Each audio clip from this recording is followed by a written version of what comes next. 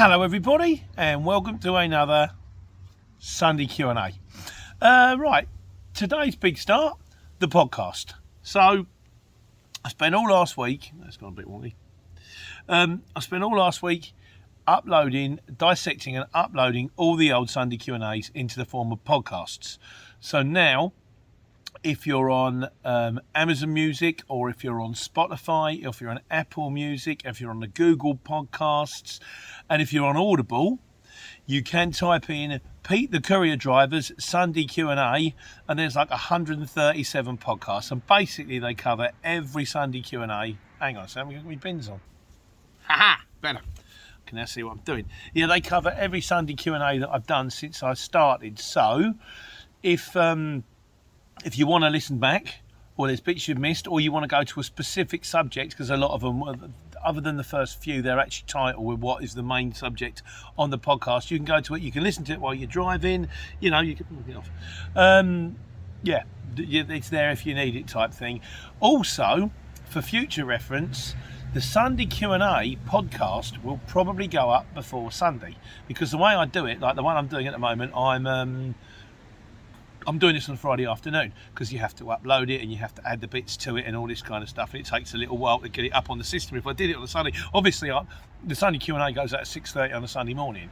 I'm not going to get up at 3:30 and start recording it. That doesn't make sense. But because the way it's going to work, it will probably get uploaded to YouTube and get uploaded to the podcast, but whereas YouTube is timed, the podcast isn't.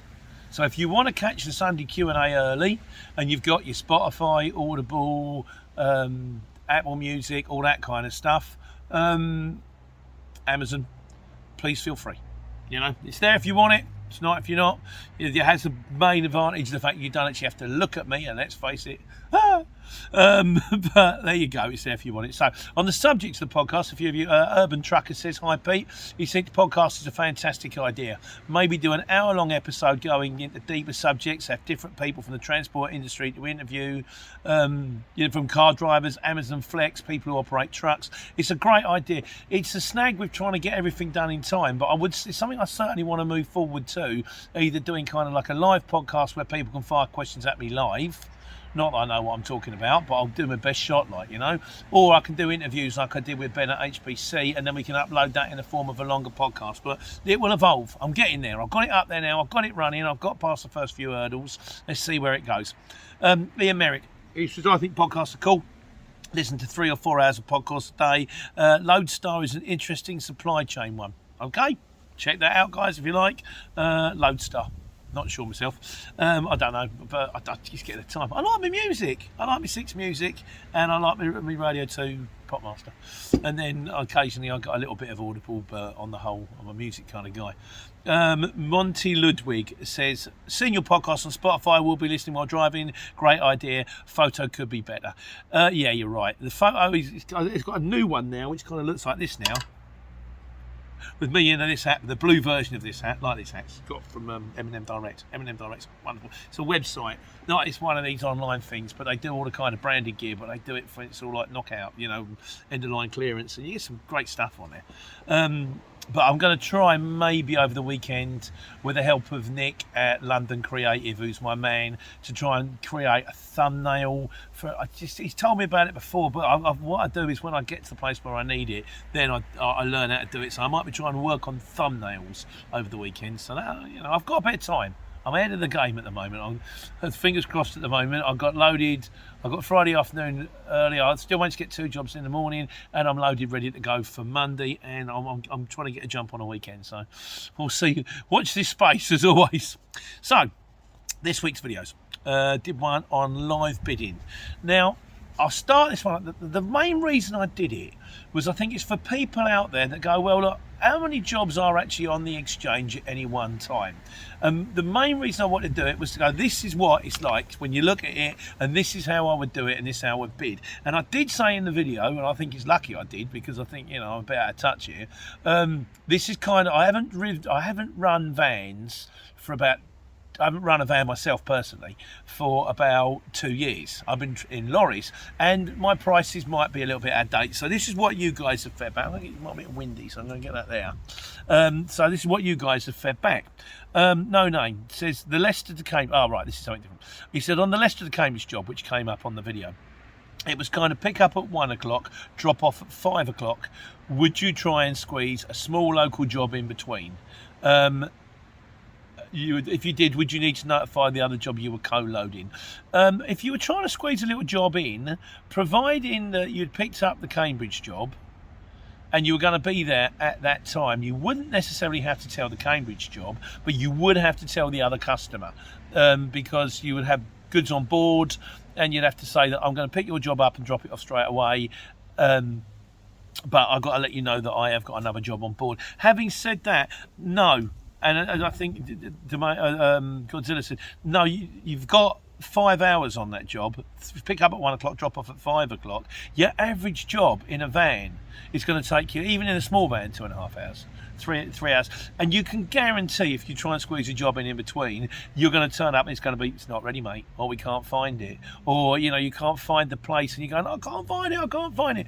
Dedicated is the way forward. We're booked as dedicated. We're booked like taxi drivers, and that way, if you can't find the place, or you're stuck in traffic, or something goes wrong, you can ring the shipper and go, something's gone wrong. If something goes wrong because you're on another job, and you've got to ring the shipper and say, I'm ever so sorry, I took a job in the meantime, and it's gone to, he's not going to be very happy. So no, I would not do that. So, Original Aqua says, always loved the videos, and they were vital to me staying up the CX. However, I'm not sure about your pricing.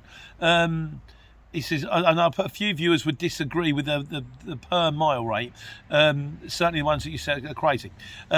Michael K says, I have to agree with this comment. I absolutely liked the videos as well. Few issues with the prices again. He said, I remember watching from the beginning when you said small van on average is 65p. Years later, still 65p. Did you notice how fuel's gone up an awful lot? Short wheelbase and medium wheelbase now getting 90p to £1 a mile. So what seems to have happened, and Mark Powell says, yes, way off on small prices.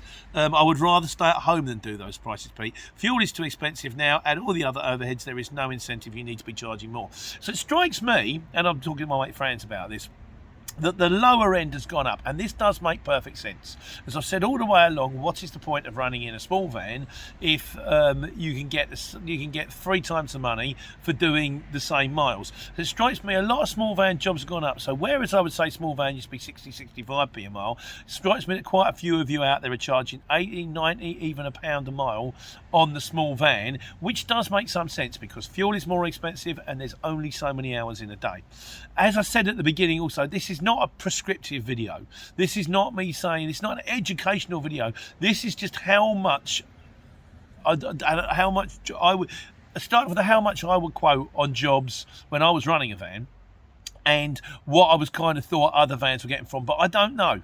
I mean, it strikes me that this is quite reasonable, that small vans are now getting a lot more money, and maybe they should. At the end of the day, you guys quote what you want to quote. You can quote them £10 a mile. You can quote them £100 a mile. I don't mind. You quote what you want. You can guarantee the more you quote, the less jobs you'll win. But there's no hard or fast rules with the six. There's nothing set. So if you want decent money, and particularly if you've seen that job on there for a little while and you know they're trying to get it off, and you know it's in a difficult area, and you know you're the only van in the area, then take the money. If you can get the money, take the money. I'm not telling anybody what to quote. I'm just giving, the video I wanted to do was more an idea of what jobs are out there and kind of how I would do it. Scrolling through, looking at the job, trying to sum it up. And I could make that video 3 hours long and trying to weigh up the pros and cons of what's going on. But I just wanted to try to give you a bite-sized impression of what it's like when I'm looking on my phone, looking for jobs. Big Jim. It says, are there many jobs for cars? Also, what would you be charging for a car? And is it worth joining six if you just have a car? I would say no, Jim. If you've got a car, most jobs tend to be for small van. And although the small van is normally just like an envelope, They kind of want a small van. They kind of want the van. They want the insurance. If you've got a car, there's the Amazon Flex out there. That kind of works for the car, but that's kind of painful and you don't get an awful lot of dough for it. Better to maybe think about, if you can, swapping the car for a small van and going to work that way, because it strikes me the small vans are getting decent money. As my mate Fran said, he said, I'm now getting the same kind of money for a long wheelbase as I am for small van jobs. He said, the only advantage I can now see running in a long wheelbase is the fact that I've got more choice of jobs. I can do small van, medium and long wheelbase jobs. So if I'm in an area and a job comes up and it's a medium wheelbase, if I was in a small van, I couldn't take it. But yeah, it does strike me that the small van jobs have gone up in price. Please feed some stuff back to me. I'll pass it all on. Like I say, I'm not here to tell you how it works because I don't know. I'm just kind of the mouthpiece, the big mouthpiece with the big nose and the big ears, so that other people can glean the information and do what they need to do. B. Carroll says, you quoted curtain-side jobs cheap too. He said, I've seen curtain-side jobs sell for £2 per mile. Anyway, interesting to see how many 7.5 tonne jobs are out there. That again, he says, maybe you can get more on a curtain side. Although I've got to say, I've been quoting £2.50 a mile on a truck. I upped it to £3. I mean, over £3, not getting so many jobs. And so then again, where's the incentive to run in a lorry if you're only getting £2.50 a mile? If you can get £2 on Luton, and you've got to do the operators, and you've got to have the inspections, and you've got to have the transport manager, who's lovely, but you've still got to pay him, and you've got to pay for parking and all this kind of stuff, you know, and you can only run certain miles. So, I think Luton Curtain may sell for £2 a month. Whether that's standard, I don't know. You guys do you at the end of the day. I'm just trying to be honest about what I do and what I kind of think is out there, but I don't know. I have no hard and fast rules in this. I've always said I wish there was a graph where I could say, if you're here at this place at this time, this load puts this much money. It just don't work that way. And some people, my mate Tony, because when he was subcontracting onto me, which he shouldn't do, but he did, and I went, I don't understand how you are getting the jobs and then paying me the money to do the jobs and still earning. He said, I quote a lot more than you do. And I went, well, maybe I should be quoting more. He said, yeah, but I bet you win a lot more jobs than I do. So at the end of the day, you guys do you.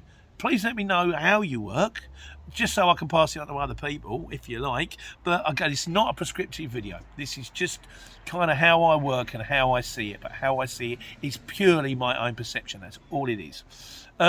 Victoria Windsor says, I heard the haulage exchange was rubbish. They pay £1 a mile for a 44-tonne lorry. People have said they only use it when returning home because it's better to pull something back than peanuts for nothing. Victoria, I've got to say no, that's not my experience. I'm driving around in a 7.5 tonne truck and I get on average £2.50 a mile. The 18 tonnes are getting on average £3 a mile. You can get more, you can get less.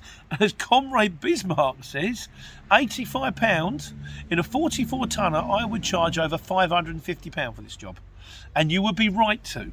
But the one I was quoting was for a long wheelbase, and you've got a 44-tonne lorry. 44-tonne lorries tend to get more dough, and so they should. So the end of it on that one is I hope I wasn't trying to confuse anybody, and I might be, by the sound of things I am, a little bit out of date when it comes down certainly to small van prices or van prices in general. But you guys do you. It was more about showing you what jobs were there, how you click on them, checking out the mileage, looking at the little bits in between. Oh, that's got a drop in time. That's got a big window. That's got 2 drops. It was more about that. I hope it helped. I did. It took me long enough to do the damn thing because I had to edit it. It took me 4 goes to get it right. Still, we learn as we go. So there we go. Money into gold. This was based on Molly's boyfriend's comment that the fact that, you know, why do I do these videos? And you could tell people how to turn money into gold. They still wouldn't do it. Johnny Van Curious says, Pete, he's very pleased. He likes videos and all that. He said, you planted a seed for me. And he got talking to Big Beardy, who's the other. He's got his video channel out there as well. He's very useful. And between the 2 channels, he says, I've made a success of being a light haulage, taking care and taking money, to both. He says, I'm grateful to you and the Beardy. He says, I have never known it was there or how to go about it without the help from your channels. However, he said, I'm only a success because I get up at 5 a.m. in the morning and spend 10 to 15 hours a day doing 500-ish miles in a small van.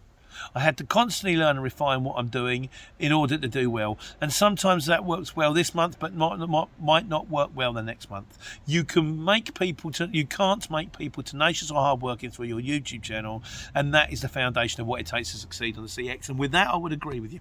Yeah. When I started, I was getting the Eusons. I was getting up at like half 4 to get there for 5, to get them done by half 11, so I could go and nick another one, or I'd try and get one on the night before. And if I could go up to Newcastle, if I could go up to, you've got to bang away at it. It is not a magic wand. No one will knock on your door and give you £1,000. You get out what you put in. But if you are tenacious, and if you do work hard, and you do go for it, there is money to be made. And yes, you will have to work it out. And my channel is not so much, it's just a guide. It even starts just a guide. It's just the ramblings of a madman and my personal experience of the courier exchange and kind of how it all works. Having said that, Ben Hazelhart says, Pete, you through place again. I've been out of work for nearly 3 years due to personal circumstances, and then came into a bit of inheritance and started watching the videos. He said, I've got a Luton, got the CX, and without jinking it, after my first month, I seriously don't think I'll ever look back. So thanks for sharing, and good luck. It's given him a new lease of life, and that is the reason I do these videos, because I've had people come up to me and say, you have helped me, you've changed my life for the better, and that has got to be worth it. It can keep all the money. Actually, no, you can't get the money, I need it. But having said all of that, that is the best part. So, Ben, good luck, and I really hope it works for you. So, right. So we got the section on the wise guys now, the people who know far better than me, and my plea to the people who know far better than me for the questions that I don't know how to answer. So, No Name says that thing about chasing debts. MCOL is the online version of small claims court. So presumably you can go on this thing, you can type MCOL, and you can put a claim against people if they haven't paid you the money that they owe you. C11 Yan says, be careful what you write when you're chasing CX invoice, as the shipper often CC tags the emails to the CX to report abuse. So if you start giving verbal abuse to the person who owes you money, they'll just tag you in so the CX can see invoices and say emails of you abusing them, and then the CX will probably come down against you. So you chase the bills by all means, but chase them, be polite. I always say be polite, it doesn't hurt, does it? But chase them in a firm, assertive but polite manner. It says the email header, final communication prior to legal action, always gets a reaction from the shipper. So I don't do that side of things. The office does that side of things. But if you're chasing around invoices, glean what you can out of this. Like I say, I'm not the man to come to really on this one. Sean Lannon says, Pete, what type of operator's license do I need to transport my own goods? Bracket scaffolding. To transport your own goods, you need a restricted license, which means you can move your own goods. There are 3 kinds of operator's license. Restricted, moving your own goods. Standard national, which means you can move other people's goods within the country, and standard international, which means you can move other people's goods in the country and out of the country. Having said that, scaffolding is a grey area, because there's also a thing where you don't need the license if you're operating like mobile shops, if you're only going to operate within a certain area. So I need you guys to come back on me. Do they still need, if you've got a horse box, do you still need a restricted license? If you're scaffolding, mobile shops I don't think do, but they might have changed the rules. So the guys that know better than me, the wise guys, let us know, and Sean, I'll give you a more definitive one on that next week, I hope. Roy Hughes, he says, because he asked me a question last week which I didn't understand. I'm still a bit obscure. Sorry, Pete, I don't think I worded my question right. It was about the flat rate mileage scheme. Do you use that when doing accounts, or do you get traditional actual cost method? I know the flat rate scheme allows you to get 45p back on tax up to 10,000 miles, but it's meant to cover everything from fuel, repairs and servicing. Is it more beneficial to do the flat rate scheme, or is it better to put actual costs of fuel and repairs through the traditional ways? Now, we have to do the traditional ways because we turn over too much dough, so we can't have to go on the flat rate scheme. But I would say that if you're not...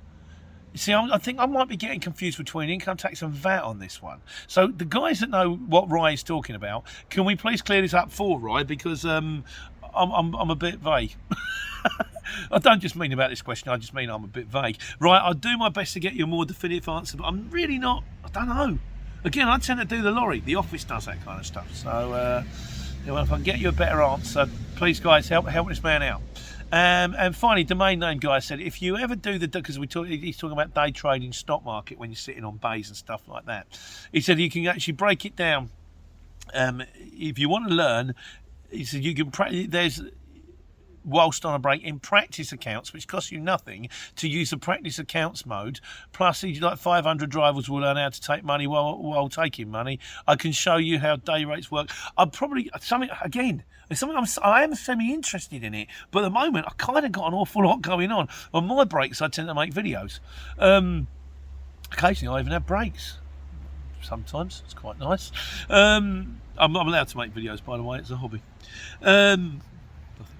It's something. I like the idea of the practice thing. Again, if you want to pass on some more information, I'll pass it on. And presumably, you can get the app and they'll start you off with a pretend amount of money and you can trade and see whether you made money or lost money. And as you learn how to make money or lose money, what would be better, domain name guy? I mean, if you can, I don't know, start doing some videos.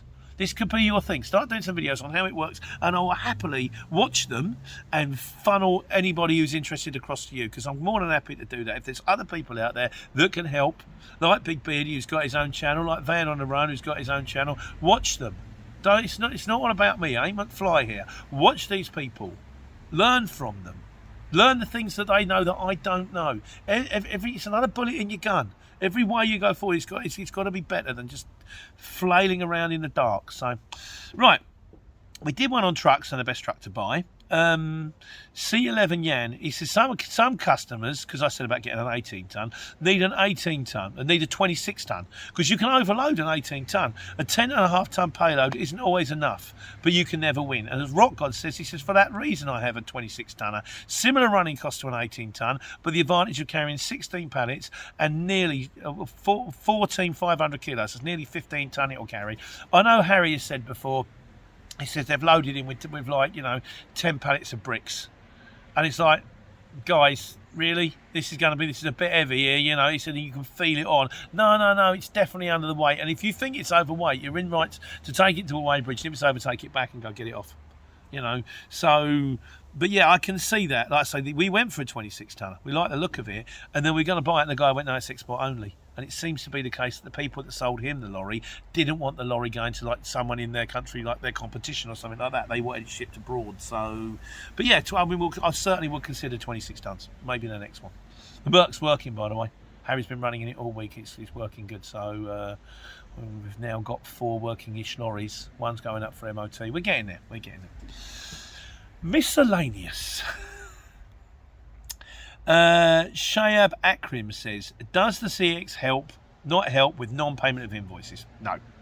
All the CX is a platform that gets you van drivers or lorry drivers in touch with people that have got loads to move. So if you're a shipper, if you're a guy in a bedroom with a laptop, or if you're a guy in an office with like the phone ringing 100 times a day, people saying, I need this moved, I need that moved. What the CX does is it marries up with people who need stuff moved with people who move the stuff.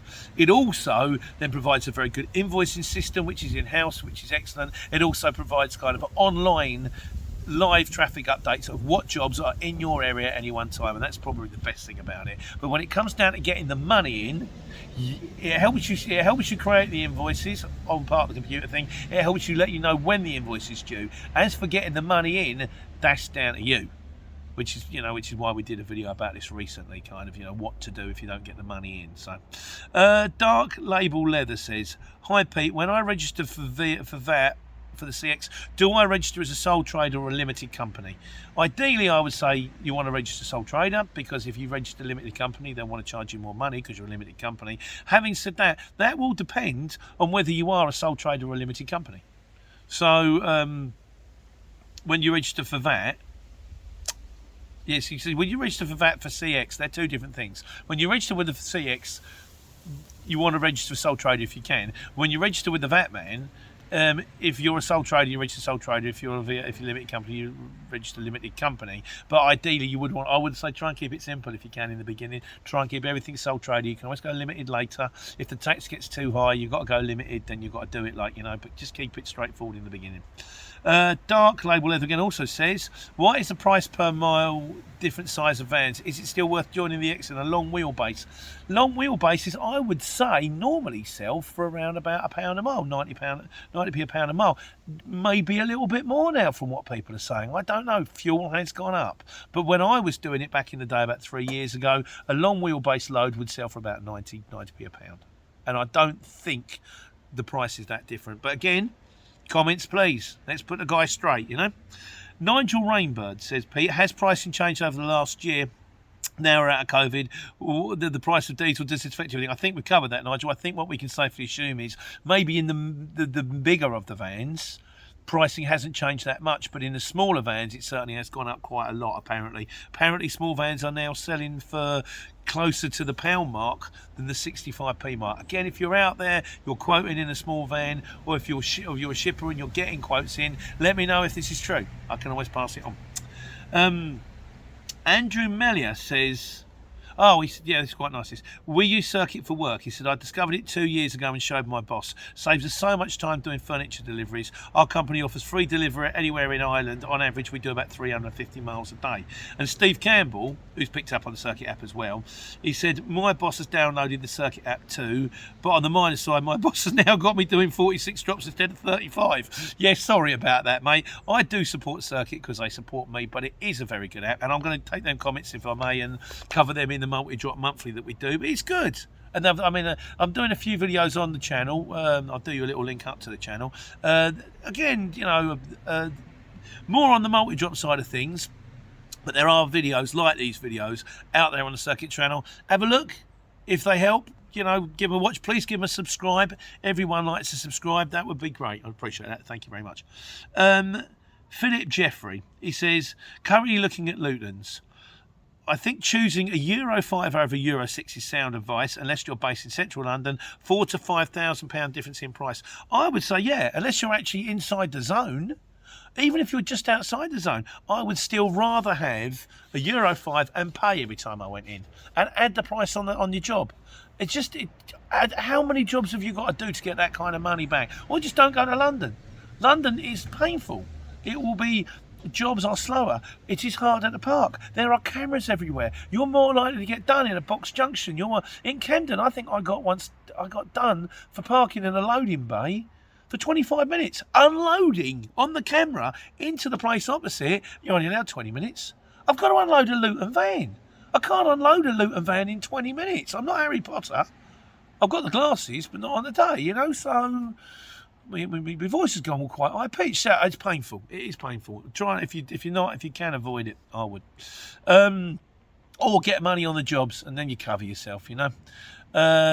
Check Think Say says, I did one on driving hours a little while ago. It's a good explanation of driving hours, but not the working night time directive. Yes, I did mean to do a follow-up video on work directive. I'm still a bit sketchy about it myself because I know how it works for me. But you asked, have you got to have a 15-minute break or a 20-minute break or a half an hour break in the first half hour? Some people say 20 minutes, some people say half an hour. I've even tried to Google it online. It's a bit vague, and it's kind of, so I have to pay that. I mean, it's not too bad. I'll probably do a Janet and John version for you, which will go hand in hand with the driver's hours, but you find your own ways around it. Van on the Run says, you're not lazy. I often wonder if you somehow found some extra hours in the day. I've got a time machine. Can't see it, can you? No, it's just over there behind the edge. I've did a video on it once, but yeah, I've got a time machine. That's how it works. I'm still tired, but at least I get to catch up on the extra hours. And finally, on this one, on the Miscellaneous, Wayne Rawlins says, lazy. I did want to say, if I had to describe myself in 3 words, lazy. Wayne Rawlins says, lazy is 1 word, not 3. I will reply to that, but I can't be bothered. And in conclusion this week, Big Foz says, hi Pete, are you drinking old water from a flower vase? It's not quite that desperate, although I've now got, today we've got the San Miguel glass with the orange squash in. Very nice. Oh, but no, that's just one of the posing glasses. I don't know, she buys them, my wife. Oh, we got more glasses. Yeah, we need more glasses. Yeah, we need lots of big glasses. Well, if we need big glasses, why do you keep buying glasses that are the same size? That are obviously too small, that we've got too many of, and now the cupboard, Mugs. Don't even get me started on mugs. Ski says, crucial hairstyle Pete, clubbing later. Yeah, always great info, looking for the next one. Yeah, clubbing later. Big fish, little fish, cardboard box. I can bang. I've had my hair cut actually. You know, there you go. Even when you take your hat off, it's still relatively tidy. Relatively tidy, not that tidy. I think I'll put the hat back on. Longfinger says, Pete's going to upset all the truck drivers now. You tell me not to keep telling people to buy Lutons, so I tell people not to buy Lutons and run in a lorry, and now I'm upsetting the truck drivers. What do you want me to do, mate? I'm not here to upset anybody. I'm just here to it's just the ramblings of a madman of how I find the thing, and hopefully it helps you guys, and that's kind of it.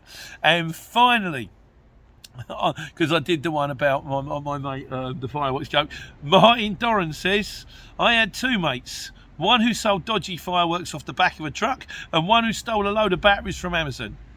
They were both nicked by the police. They charged one and they let the other one off. There we go. Right, that's it. It's only Q&A, done for another week. Like I say, the podcast is out there.